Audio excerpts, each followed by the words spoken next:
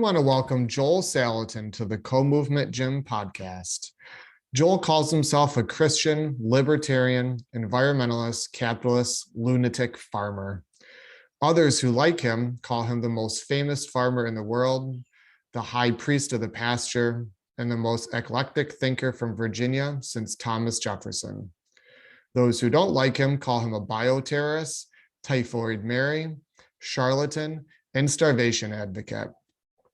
With a room full of debate trophies from high school and college days, 15 published books, and a thriving multi-generational family farm, he draws on a lifetime of food, farming, and fantasy to entertain and inspire audiences around the world.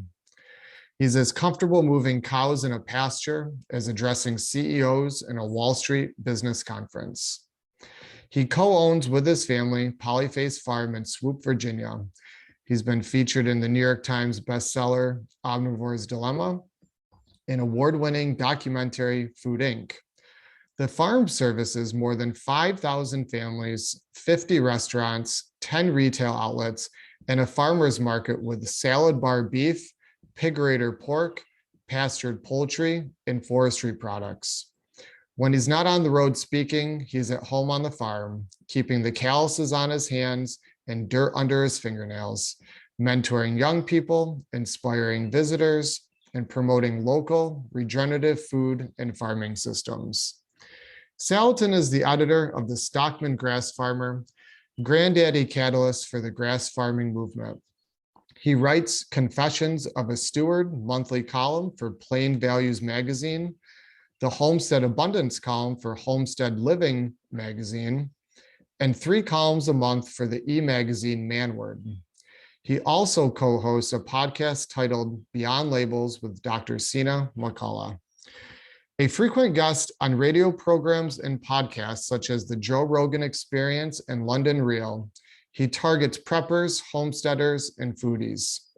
Salatin's practical, can-do solutions for sustainability offer everyone food for thought and plans for action.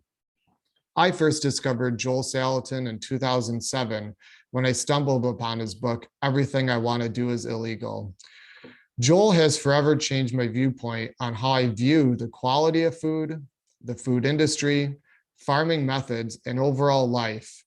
So much so that we have integrated a community food model into our local gym and even purchased a farm that we are passionately bringing back to life. Joel provides hope and practical solutions for saving the small family farm and inspires millions to get connected to their food source and the land they walk on. I couldn't be more excited to be chatting with Joel today. Welcome to the Co-Movement Gym podcast, where we inspire people to move and live courageously.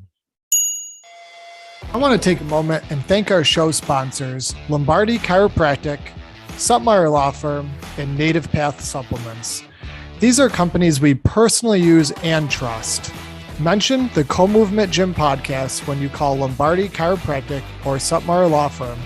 And not only will they treat you like family, they will provide a nice, enticing discount to all listeners.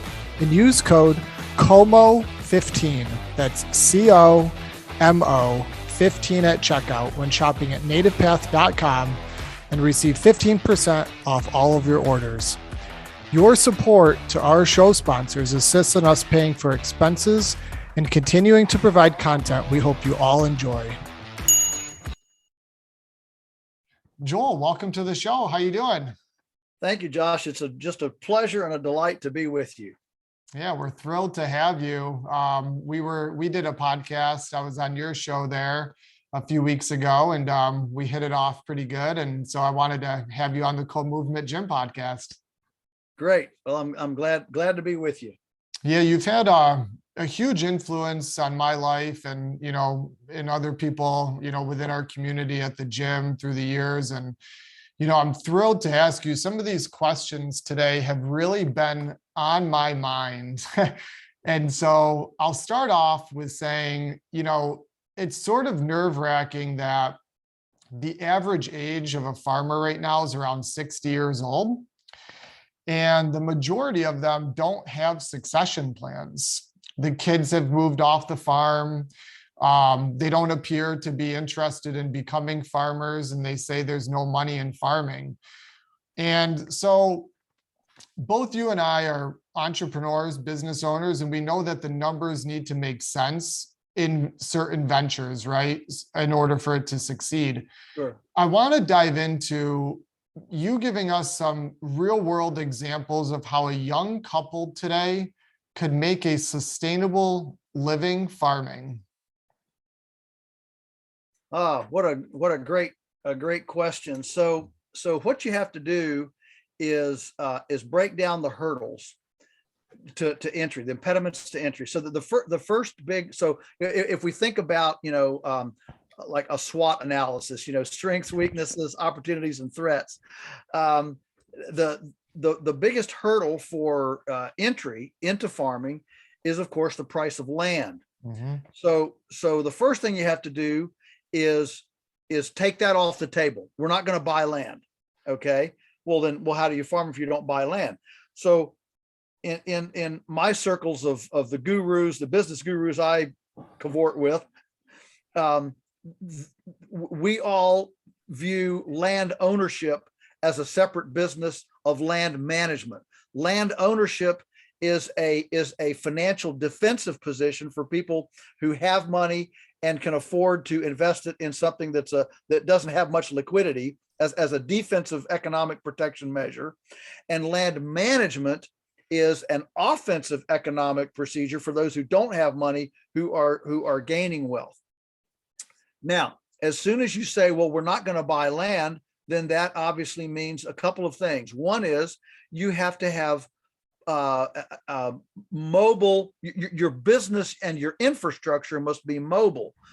Mm-hmm. And so that's why we're, here at Polyface, we have pioneered and developed mobile infrastructure. We have egg mobiles and gobbledygos and broiler shelters and shade mobiles and all sorts of things that are mobile. And so these things can be moved around, and people that operate this way on land that they borrow, lease, or simply piggyback on, if the deal goes south, you just load everything on a trailer and move it up the road to another spot. And so this mobility keeps you out of the whole land ownership thing. Now, what about an enterprise like a vegetable garden, things like that, where you can't pick up your soil and move? Although I will tell you that Michael Abelman up in Vancouver, British Columbia, has pioneered quite expansive, like 2-acre, very, very intensive vegetable operations, produce operations, using like livestock troughs, tanks with old mushroom soil as a base in them, and you can pick them up with a forklift. And he does this in Vancouver in vacant lots and parking lots. I visited one. It was a 2-acre farm in an old parking lot of a stadium that was no longer used. And in literally in a day or two, he could actually lay out this pot farm, and a legal pot farm. Yep. And these were beds that you could just put front end loader on with little drip irrigation, and boom, he was up and running. And he was putting these in urban sectors, and all these drug addicts and homeless and gang members were his employees. They were getting their hands in the dirt, getting spiritually and emotionally and mentally straightened out. And it was fabulous. So don't discount even the idea of having a portable vegetable operation. But fortunately, things like vegetables have a very fast turnaround time. It's not like an apple tree. So it has a very short turnaround time, and you can remediate soil pretty rapidly, if you really go after it. And so there's a movement called spin farming. It stands for sustainable, not sure what I is intensive. Anyway, it's the acronym is spin farming. It was developed up in Canada, and it's now in a lot of areas, and it's basically on micro acreage, where you do this intensive type of work. I mean, there's a guy in Ohio who has developed ideas based on the Toyota lean manufacturing concept. Ben Hartman, he wrote the lean farm, and he has a farm that's I think it's less than 2 acres, and every year for 15 years he has increased his net income on this 2 acre place, and now he has like 2 or 3 employees on a 2 acre farm as he continues to develop what that is. So I think I hope I've thrown out some ideas here as you construct this outfit. Now, what that means is that you're going to have to get access to land. So we threw out buying it. We talked about portability and mobility and fast turnaround times. Now, the third element of this then is structuring some sort of a collaborative arrangement. So this could be as simple as maybe a farmer that's in your circle of knowledge. Maybe you go to church together. Maybe you're in a homeschool group together or whatever. But somewhere there is a farmer, and there is not a farm on the planet that can't have additional enterprises stacked upon it. Every single farm, from a wheat farm to an orchard to a vineyard to whatever, can stack additional enterprises around it. I've worked with a vineyard here in Virginia where they're stacking sheep and chickens and eggs around the edges of the vineyard. Now they don't have to mow, and they're using all this edge area, as additional farming space. And so you're looking for some sort of a collaborative arrangement. I mean, when I was in 1 year, I was in Mexico in Tamaulipas in the state of Sonora, and there they have a city park, and there are six families that have a milk cow that mows the city park, and they have them tethered. On a rope. All these guys, they're city dwellers, and they live right, adjoining the park. So they walk out in the morning and they milk their cow, and they move their tether. The cow mows another circle, and so the whole park has 6 of these, that mow. I know young people that have gotten land through like preserves, like out on Point Reyes, California, where there's all this open land. People run livestock or even vegetables under fruit trees, an apple orchard, that sort of thing. So think about this collaborative. I even know people who have started farms where they've offered to go. Maybe there's an elderly. You talked about elderly farmers. Well, a lot of them, if a young person would go and say, hey, I'll take care of you in return for, being able to have access to some land.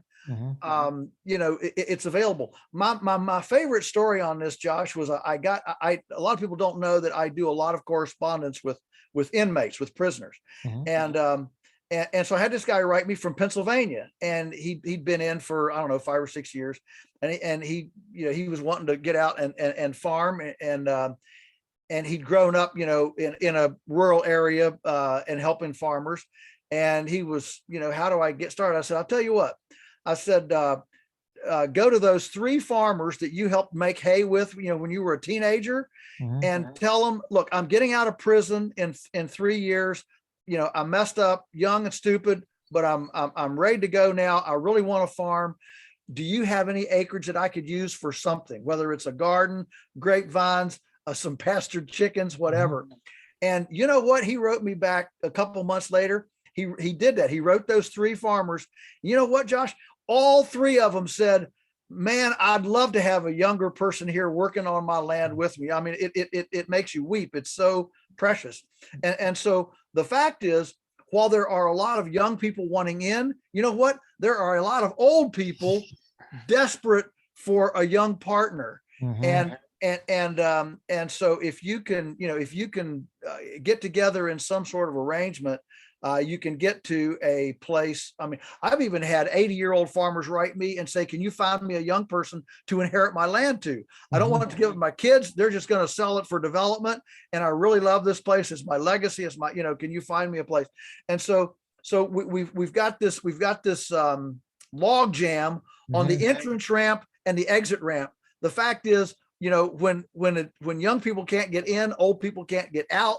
When old people can't get out, young people can't get in, so it's this log jam. So I hope this idea of portability and not owning the land and working with some sort of a quicker turnaround item, direct marketed obviously is best, and to get the retail dollar, and then developing a relationship with a collaborative relationship with somebody who has land or an entity, whether it's a park or an interstate median strip that where there's land. I know a guy that started running sheep at an airport, and airport has all this grass around the airport, and he basically mows the fringes of the airport with sheep, and so there's I know another lady.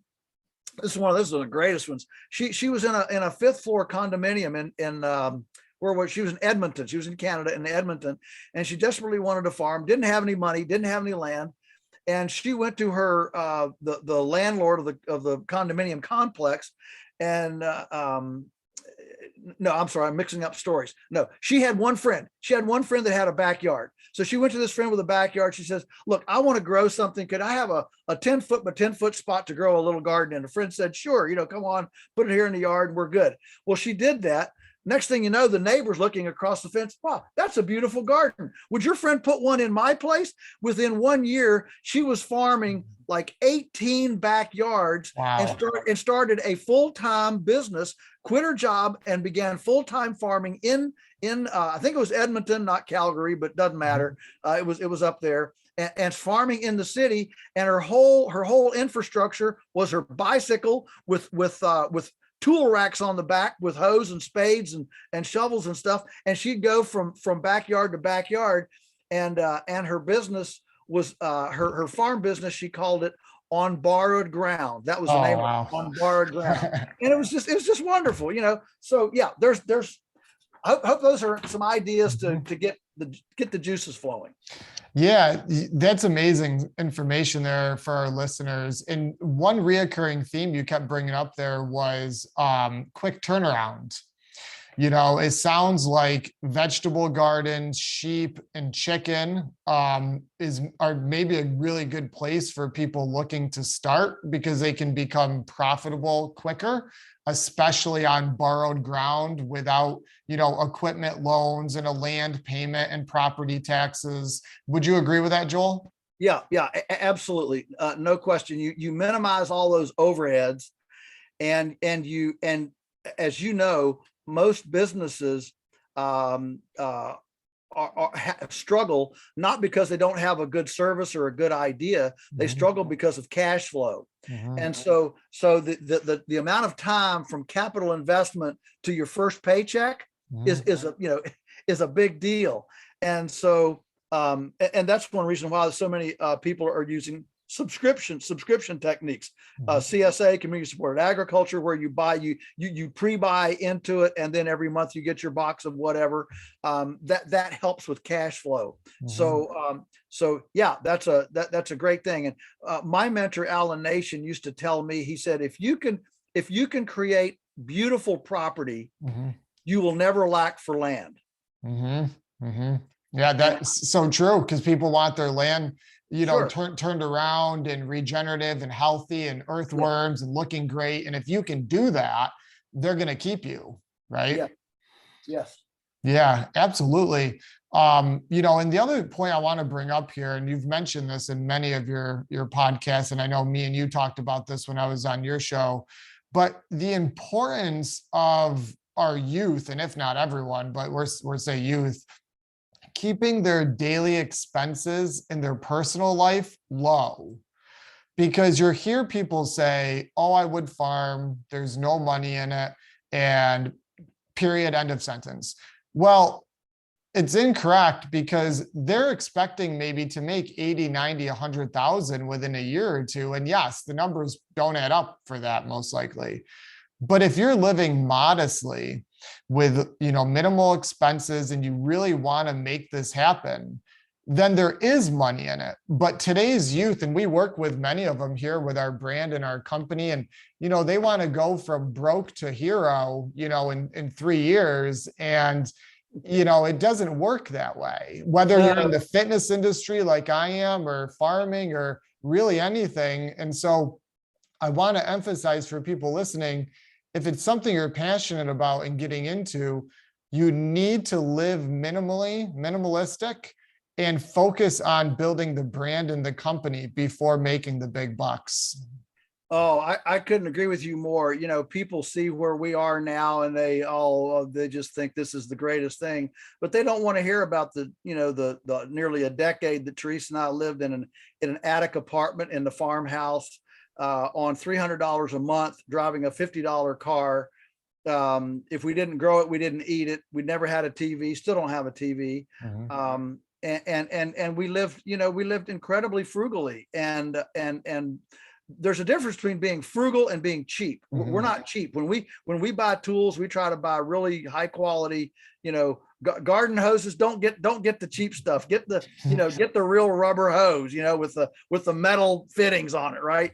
But over time, buying really high quality tools like that pays off because it doesn't wear out as fast. But so don't be cheap, just be frugal. And goodness, if you take the amount of money people spend on coffee, for example, one Starbucks, $7, $8, $10, and you do that a couple times a week, suddenly you're at $1,000 or $2,000 a year. Takeout is extremely expensive. Any kind of DoorDash, Grubhub, and I certainly am not opposed to chefs and restaurants and all that, but when I grew up, I can remember through high school, I can count on one hand the amount of dinners that we ate in a restaurant. It was for a special anniversary. It was, and now people just expect it. Well, that's expensive. If you buy bulk food, and you have a freezer so you can get a quarter of beef instead of buying individual T-bone steaks, you can drop your cost by 25, 30% right off the top.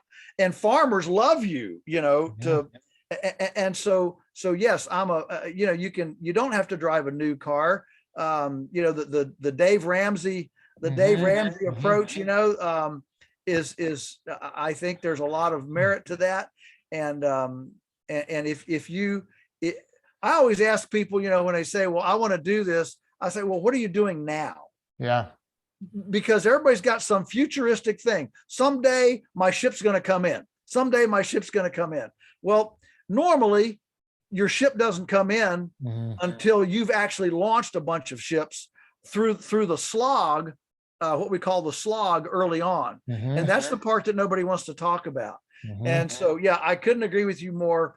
If you are out of debt and you are doing a lot for yourself, you're buying clothes from the thrift store, you're not buying designer this and brand new that, and you're driving a serviceable, but never buy a used vehicle. And if you can't pay cash for it, you can't afford it. Buy what you can pay cash for. And goodness, if you're going to invest in something, invest in your own ability to fix and repair things. Take a mechanic course, take a welding course, take a plumbing or whatever, and learn some of these skills so that you can do a lot of your own things, hang your own door, clean your own sink trap and things like that. And you'd be amazed how far down you can drop that, that living expense. And of course the living expense is your number one overhead, because that's what you need to live on, once you get started. Yeah, it's unbelievably important. It's funny you mentioned Dave Ramsey, because he changed my life around.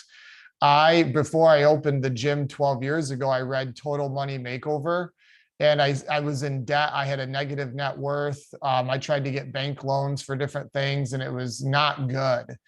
And I read Total Money Makeover, and I started with, the debt snowball.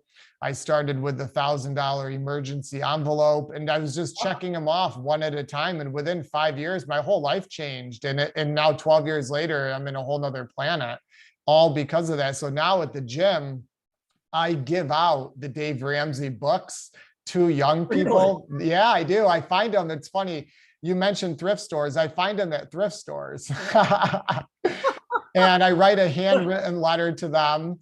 And, I give it to these kids that I see potential in, but, one or two bad financial mistakes early on are going to screw them. And so I give them the book with the hope that, they make some good choices. So, yeah. Well, that's great. His thing is for your viewers that aren't familiar with Dave, his saying is, today live like no one else, so tomorrow you can live like no one else. Absolutely. And absolutely. It's absolutely true. Absolutely true. And, I don't agree with every single little thing that he says. Mm-hmm. We have strategically borrowed money over time. For sure. For business purposes and things like that. But boy, I'll tell you what, he is dead on when it comes to, beans and rice and beans. Mm-hmm. And if you really have a dream, is it real? Is that dream what's that worth to you? And boy, in our victimhood entitlement culture today, this idea of I've got to go through 10 years of slog. I mean, read any story of anybody, Bill Gates eating Roman noodles in a basement, whether you like him or not. The guy ate Roman noodles for 10 years in a basement and never took a vacation. Mm-hmm. Warren Buffett, Sam Walton. I mean, the guy, all of these people, love them or hate them. The fact is that entrepreneurship doesn't just fall down like fairy dust from heaven. Mm-hmm. You've got to do the time before you get your dime. 100%. You touched on this just a few minutes ago, and it's funny that you did, Joel, because I actually had a specific question relating to this. We talked about the lack of succession plans with these farms and whatnot. And I know in New York State alone, where I am, there's approximately 300,000 acres of vacant farmland just sitting around, and, turns to goldenrod, and then the trees start popping up and all that. And so I see, as an entrepreneur, a huge opportunity with all this land just sitting there. And so, but I personally lack a clear vision on how to connect these farmers and landowners with potential candidates that are looking to rent or purchase farmland. How do you envision, I know you mentioned getting letters from some of these people, how do you envision properly connecting people that want to utilize this land, and putting them in touch with the people looking to create a proper transition plan? Yeah, well, that's the $64 million question, isn't it? We all know the world is full of opportunities, but opportunities usually actually, the leverage of an opportunity occurs when, just like a sale, when a ready buyer meets an interested, or when a interested buyer meets a ready seller, that's when it gets together. And so, Paul Wheaton, who developed the website Permies for permaculture, he's written a book called Skip, and the impetus of the book came. He had a friend that had a small farm, and this friend, didn't have, his kids didn't want to do anything with it, and so he offered it out to. He said, "I'm looking for somebody to inherit this place to," and he went through, over the course of, I think, about 4 or 5 years, he went through 100. I'm not kidding, 100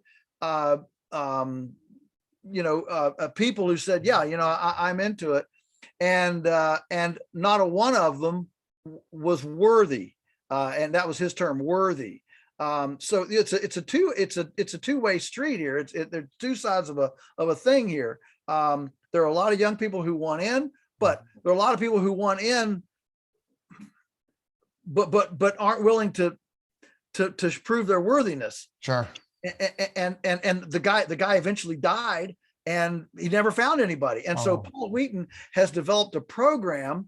Actually, it's a self-guided curriculum to go through all of these steps and things that where he's got a kind of an online cheerleading section to self-audit and self-monitor, and you achieve, green level, blue level, yellow, whatever, up the scale to prove your worthiness. Yes, I have sprouted mung beans on the windowsill. Yes, I did do an herb garden in a PVC tube on my windowsill.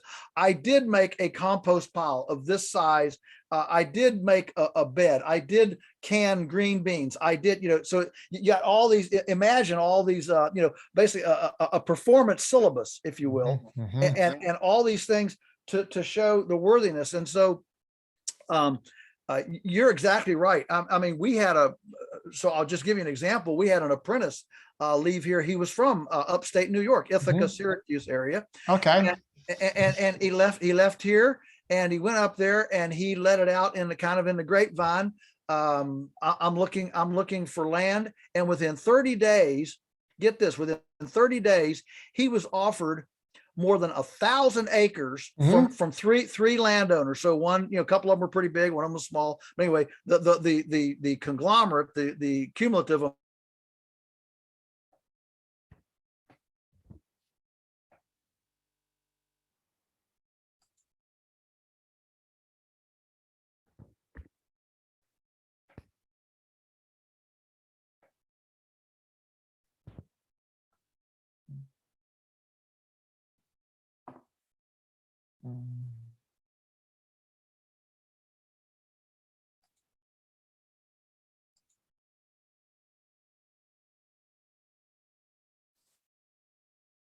There we go.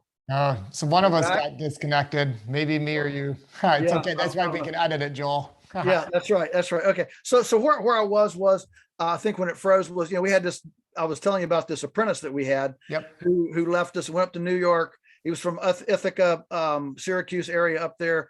And he put it out, said, I'm looking for land. He had 3 landlords contact him, 1,000 acres total. He ended up taking 40 acres, and every landowner said, would you just come and do something? And this was 1,000 acres offered to him for free. And now, somebody would say, well, he was a Polyface apprentice. Everybody wants a Polyface apprentice. That could have had something to do with it. But I read another story about a guy who went across Alabama. He was in a master's program. He was doing a master's thesis on this very question, Josh, on this whole succession question. And so he said, I'm just going to take a day trip. He went across, or maybe it was a couple of days, but he went across, I think it was Alabama, and he just looked for unkempt land, land that didn't look like anything was going on it. And he'd drive up to the house, knock on the door. By the time he got across, and he would ask them, he said, doesn't look like anybody's doing anything with your land. Would you be willing to let me, do something with it? And in the course of that little trip across Alabama, I think he knocked on, it was over 50 doors. And obviously he didn't drive every hinterland, every road in the state. He just kind of went through it and knocked on like 50 doors. And he said, and his whole master's thesis was, every single one who answered the door said, oh, please, would you come and do something with this? And so what we have is we have these elderly farmers who have been kind of, hermit curmudgeons all their life. Farmers are not the most, most farmers aren't extroverts, right? They're just workaholic introverts. And so they haven't cultivated relationships, communication savvy, their own marketing, whether it's marketing of their own produce, marketing of their dream, marketing of a mission statement.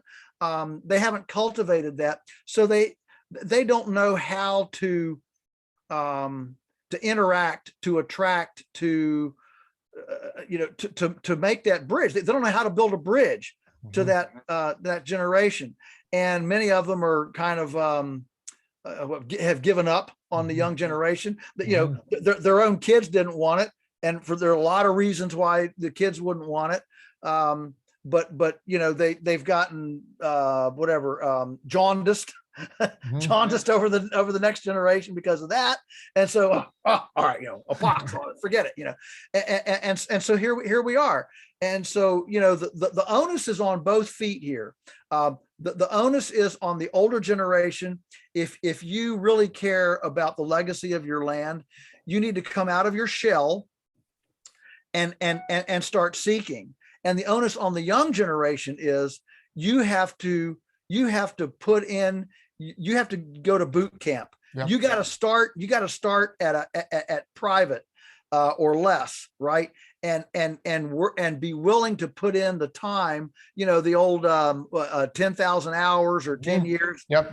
That kind of idea. You have to develop mastery before somebody will trust you with their place, and that means you've got to be willing to go through what I call the slog. And that can be different. Different amounts of time for different people, but it's nonetheless part of the process. And so the young person has to be patient, and the old person has to be, what should I say, open. The old person has to be willing to let their life be invaded with a young person, and the young person has to be willing to put in the time patiently, proving their worthiness. And I see so many if people listen to those two pieces of advice, building your skill set from the youth perspective and from the farmer looking to create a plan with his land, being open to opportunities, if those two meet in the middle, there would be millions of opportunities, hundreds of thousands. So for people listening, don't overlook what we just talked about. That is big. Just knocking on some doors could open up a whole slew of opportunities, but make sure if you're going to do that, you have the proper skills to get going, right? Yeah. Or if you don't have the skills, be willing to admit you don't have the skills and say, hey, I'm willing to come and help you dig fence post holes for nothing. The average right now, Josh, you probably know this, the average American male between 25 and 35 years old. So between 25 and 35, the average American male right now spends 20 hours a week playing video games. Yeah, I know. I mean, crazy. What could that 20 hours a week do to learn a vocation, learn a skill, show your worthiness. Before we leave this topic, I don't know where you're headed next, but our daughter-in-law Sherry, because of this whole issue that you've brought up, has started a global matchmaking service called eagerfarmer.com. It's all one word, eagerfarmer.com. And what she's done is taken what we've learned with all of our apprenticeship program and the different things that we've seen over the years, and here's one of the biggest problems, because years and years ago, many years ago, I did some of this. People would come to me, find me a young person. I'd try to make a match. Well, what happens when the match doesn't work out? Guess who's the bad guy? The matchmaker, right? And so we had a couple go sour, and I said, enough of this. I'm out of this business. This isn't fun anymore. But what I found was that you have two needy people. You have an elderly person who is always who wakes up one morning suddenly and says, "Oh, I'm old." They've been getting older since they were 45, right? But I know it doesn't happen to Tom Brady, but it happens to most of us. So this has been coming on, but suddenly they hit 70 and realize, man, oh man, I don't have steam today. And by that time, now suddenly they're in need. They can't pick up the board. They can't pick up the fence post. They all right. So now they're needy. Well, you have this young person, and of course they're completely impatient. And I'm 25 and my life's going to be over before I can get this thing started, And so they're needy. And so you have these two needy parties coming together. And so what Sherry's done with this Eager Farmer platform is to try to create leading questions that force the discussion so that these two needy people actually dig down into their heart, soul, and vision as to try to suss out compatibility. And because whether it's a relationship, any kind of relationship, if both parties come in desperate need, usually it doesn't last. Sure. And so you've got to cut through the need until you get to something that'll last. So eagerfarmer.com. Yeah, and we'll put a link in this description. So it's almost like a questionnaire type process for two parties. Yeah, that's right. Yeah, I really like that idea. It's it can get to some clarity and do some deep thinking around some important topics. Right. Yeah, exactly right. That's great. I live in dairy farm country up here in upstate New York. And I talk to a lot of the farmers. Both sides of my family come from a farming background, not my parents, but many relatives. And I've had a lot of conversations with these local farmers up here with switching to more of an organic, sustainable ag type model. And they open up to me quite a bit. And most of them say they would love to, but they say that bridging the gap, that 2 to 3 year gap to get the certified organic or to get their fields back in order, because the fields have been used to glyphosate and atrazine and, all the fertilizers and whatnot. The fields are in bad shape. So the turnaround time to get to a sustainable ag and organic or organic method is 2 to 3, 4 years possibly. How do they make that transition without breaking the bank, knowing that most farmers are floating on a line of credit from Farm Credit East Bank, low on cash? How do they do that, and what advice would you have for them? Boy, that's a more difficult question than the one we've been dealing with, actually, because you're talking about real time, and you're talking about cash flow over this transition period. So there a couple things I'll mention.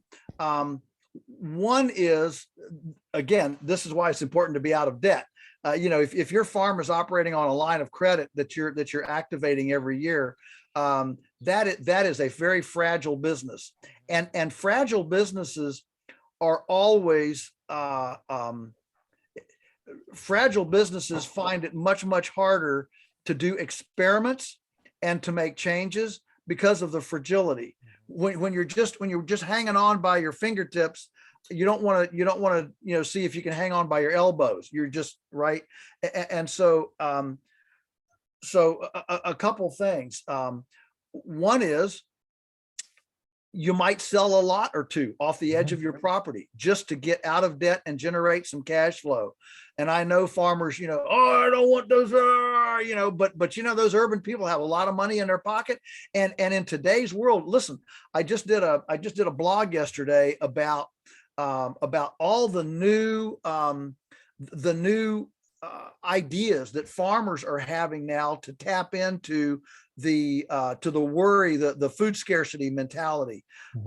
So yesterday I got a wonderful introduction yesterday to a guy in New Zealand who has started a thing he calls regenerative bunkers. Instead of RVs for recreational vehicles, these are RBs, regenerative bunkers.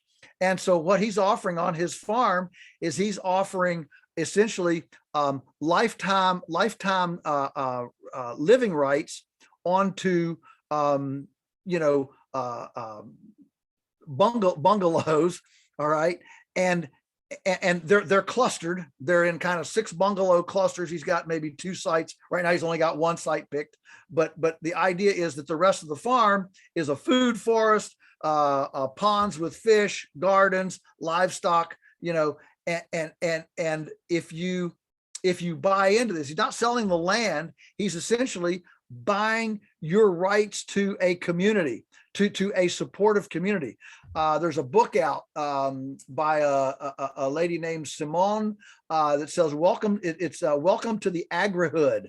I love the title, Agrihood. Yeah. And what she's saying, an agricultural neighborhood. Mm-hmm. And, we've been big on urbanization and building the cities and skyscrapers and all that stuff. And what's happening, Josh, as you know, with the level of concern in our culture about, well, I'll just say the wheels falling off, whether it's economic, whether it's health, crime, whatever. As these things mount, there's an intuitive understanding among people, if the wheels fall off, I want to head to the hills. Mm-hmm. And so there is literally a homestead tsunami right now occurring in the country.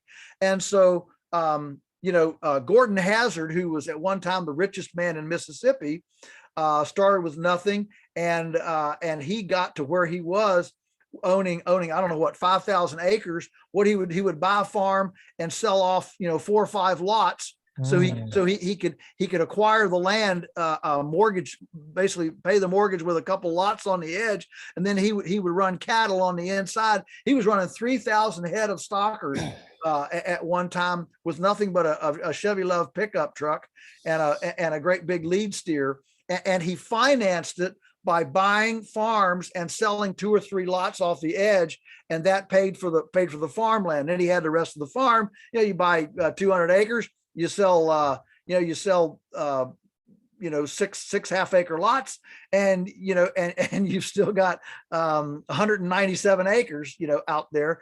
And when he was doing it, I don't think it was nearly as popular when he was doing it back in the 70s and acquiring his wealth than it is today. Today, people are dying for a little, and if you as a farmer, if you could offer them, not only that, but if you'll pay me an ongoing, $1,000 a year subscription fee, yeah, I'll make sure you get milk or carrots or whatever. That's an additional appeal to people. So I would just encourage these families, do whatever you have to do to get debt free. Because mm-hmm. once you're debt free, then you got wiggle room. Then you've got wiggle room, and you don't have to push that all the time. The second thing is there are a lot of biologicals now. Everything from I call it worm pea to foliar to fish to all sort of algae. I mean, this space of bioferts called biofertilization that have been developed for this very question. How do you wean yourself off of the chemical fertilizer and get through that 3-year transition? And so there is a lot of really, really high-tech biologicals now that weren't even available 10 years ago for this very question, this very transition period. That's number 2. And number 3, I would say the biggest hurdle is actually mental. Mm-hmm. Can I do this? Will it work? I read the books about these other people, but you know how it is. You read about other people and you say, well, they were special. They had, in your line of work, well, they just had a better physique, or they had a better coach, or they had a better apparatus, right? They had time. They could spend time doing this, and we see the same thing with us. People come, oh, well, it rains more over there, or you got better land, or you're willing to work harder, or you got the gift of gab. Or there's a million reasons why mm-hmm. that guy's successful and I struggle, right? Mm-hmm. And the truth is, as you know, all of us struggle. Mm-hmm. We all struggle. And I tell people, look, I'm not smarter or better than anybody else. I just was too committed to give up. Mm-hmm. And so I went through that Peter Drucker, slow of despond, and that's about the 3 to 5 year period. And sure enough, then you make these breakthroughs, and you start heading up the other side. And so you just have to stay with it. So I would encourage people that your biggest hurdle is actually mental. It's between your ears. Can this work? Can we do this? So I suggest that you carve out something small, an embryonic experiment, a test, Mhm, mhm. 2 acres, 3 acres, whatever. And you do some compost, you do some foliars, you plant it in grass and do some controlled grazing or something. You do something experimentally that gives you that moment. You go out there one morning and you say, wow, this works. This is better than chemicals. Mhm. And as soon as that happens mentally, then the actual ability to pull it off cascades like a waterfall in a mountain stream. That's a huge tip right there. That experimental phase. Me and you talked about on your podcast, phase 1.5, remember?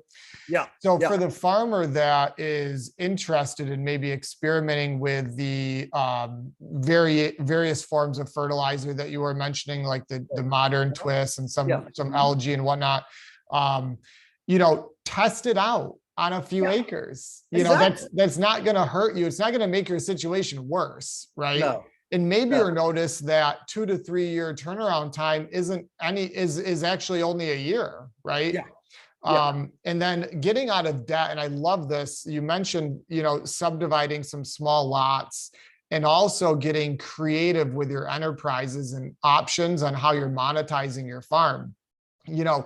Those two right there, I would say, could solve 90% of these farmers' problems that want to make this transition. I remember years ago, there was a family friend. He bought, it was a 110-acre farm, overrun, but beautiful, beautiful land. And it had a lot of road frontage.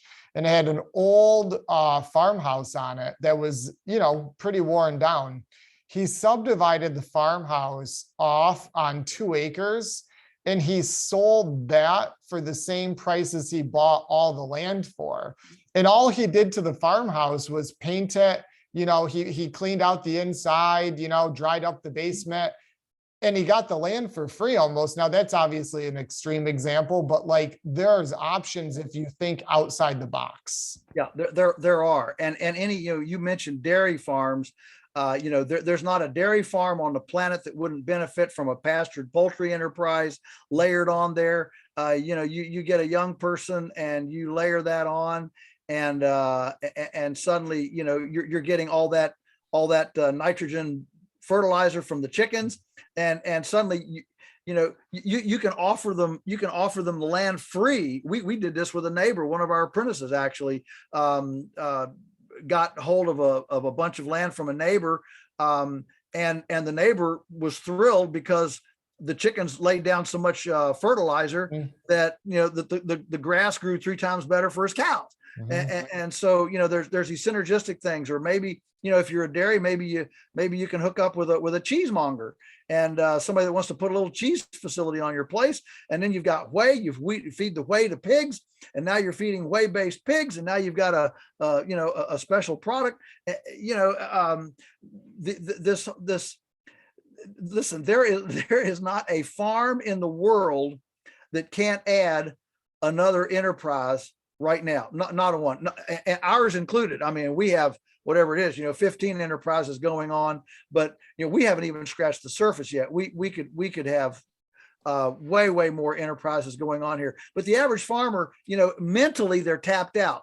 What? I can't add anything more. I'm already working 80 hours a week. What do you expect? No, we're not saying you're going to work. You're going to build a relationship, a collaborative relationship with somebody who's interested in something you're not interested in. But we'll synergize and create symbiosis on this land base. That's what we're talking about. Yeah, that is powerful stuff. That is great, Joel. One more big question I want to get to, and then I have 3 standard questions I ask all of our guests, and they're quick.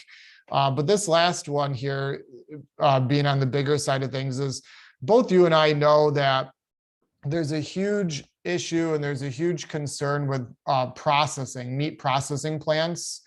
There's a bottleneck here. I know in our area, it's almost 2 years to get into a USDA processing facility. And if you're selling retail, currently the rules say, you need to go to the USDA plant. I know there's some loopholes, some workarounds, those I'm quite familiar with. But what is going to be the solution to, and I don't believe it's building more USDA plants.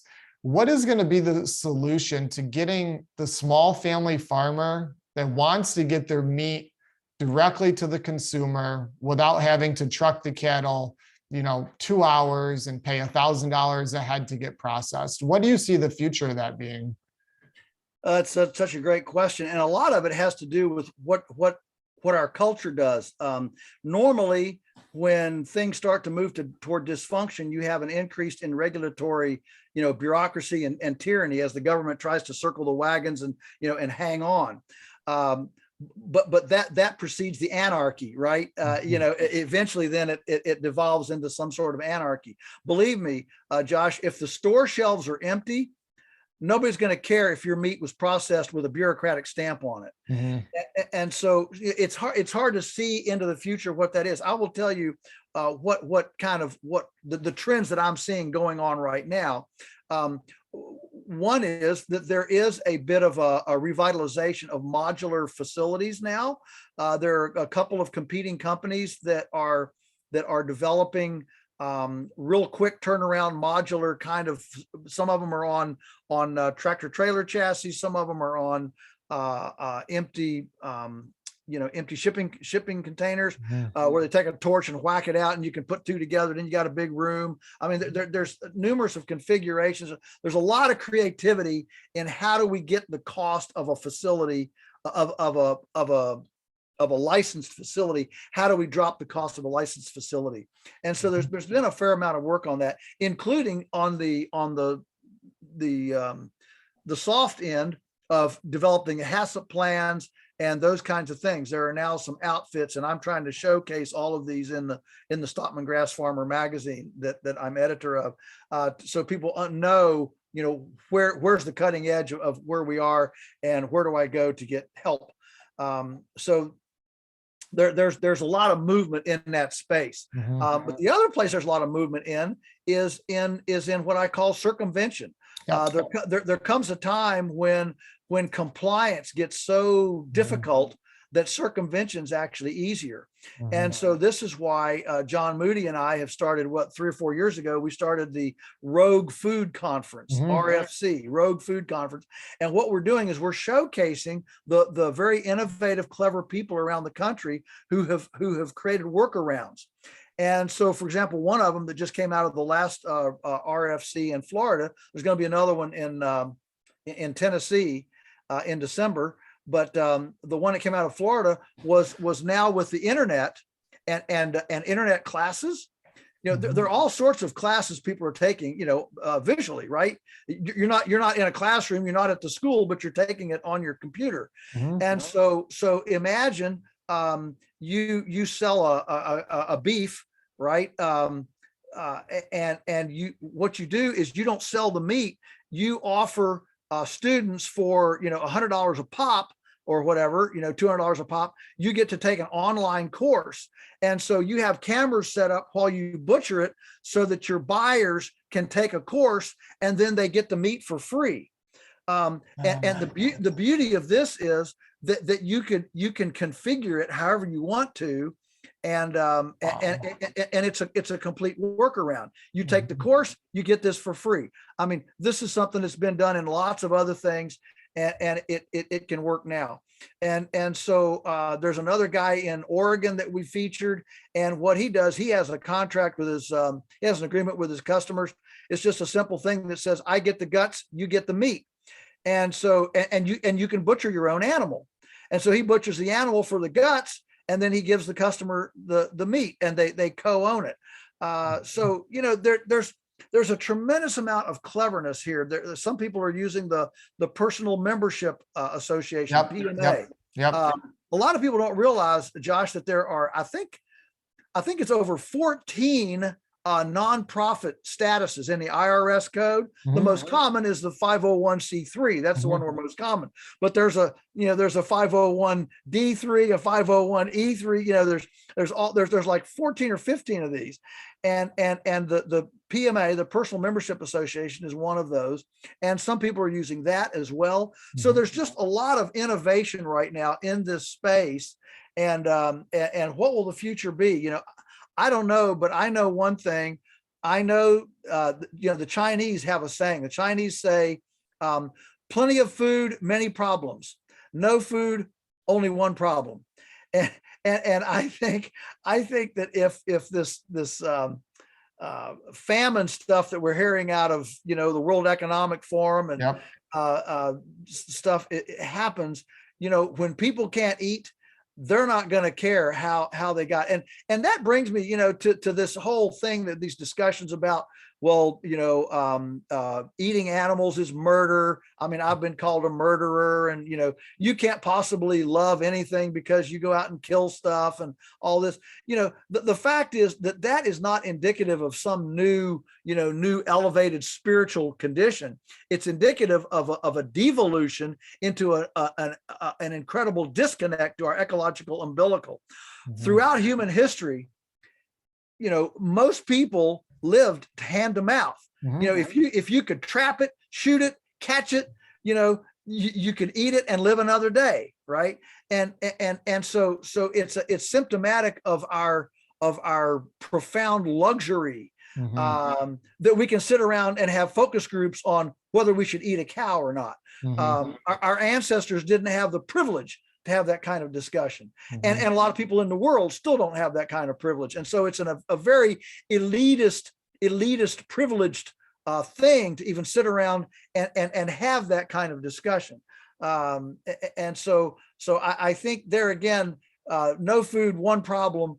I think, as much as I don't want to see calamity happen, there's a little devil inside of me that would love to see some real calamity happen, because I think it would right a lot of the listing ship, and all the silliness. It would help to right that to historical normalcy. I say that quite frequently, actually, to my wife, that, we've had it so easy for so long that now we're starting to use our reserved and pent up energy for these absurd arguments, right?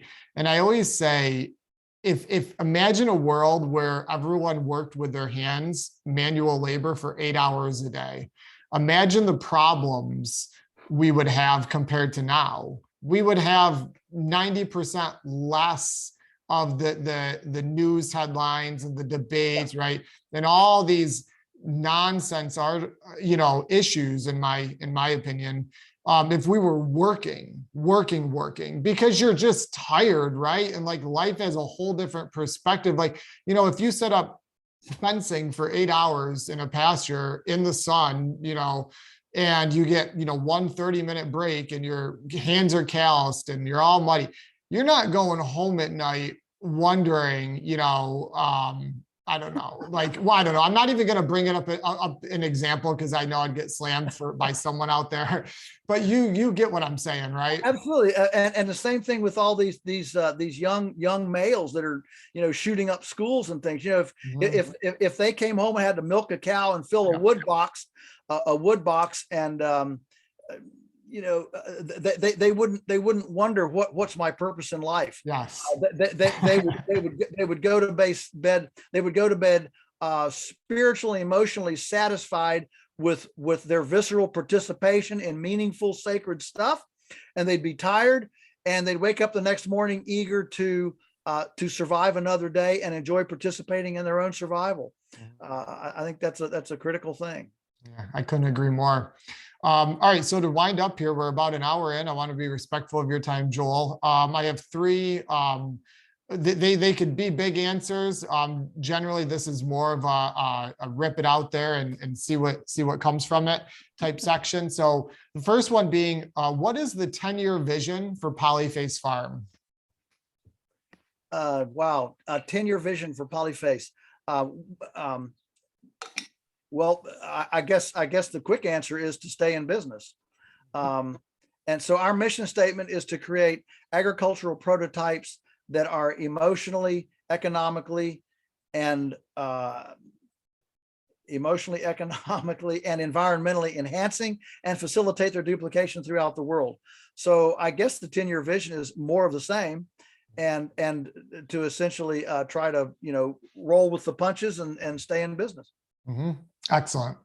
Looking back, if you could give your 20-year-old self one piece of advice, what would that be?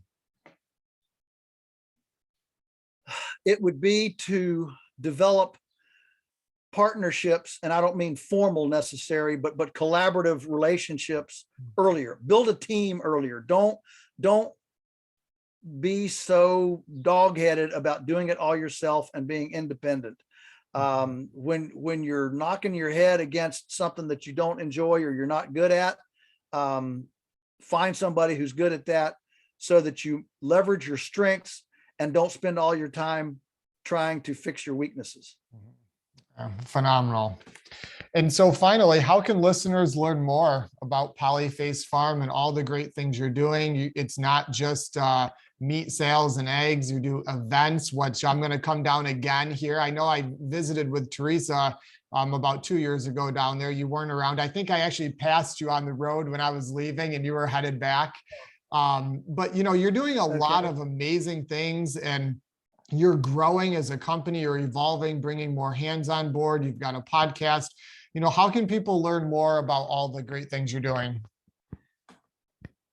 Our website is polyfacefarms.com. Just when you put in POLY, it'll probably come up, Polyface Farms. It's a very comprehensive website. It has everything from, we ship meat.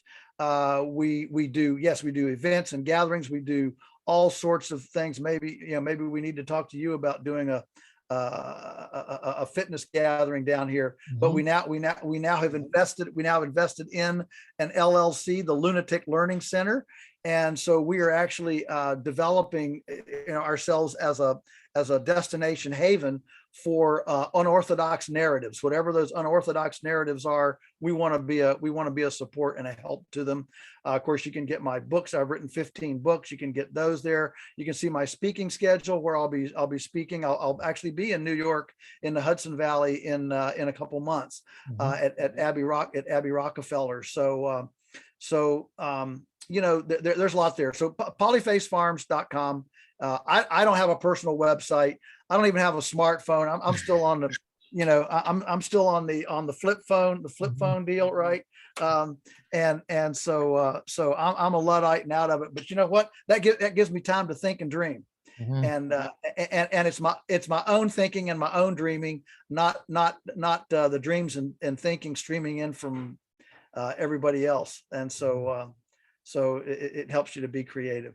Yeah, that's fabulous. Joel, thank you so much for your time. I know you're a busy guy. I look forward to collaborating in the future.